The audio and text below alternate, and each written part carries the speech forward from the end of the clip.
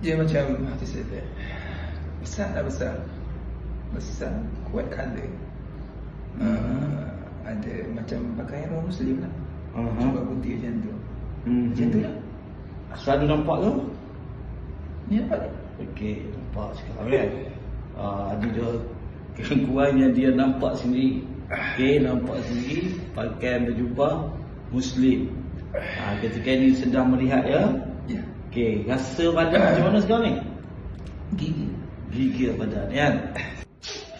Ada naga nenek tu sangat hitam.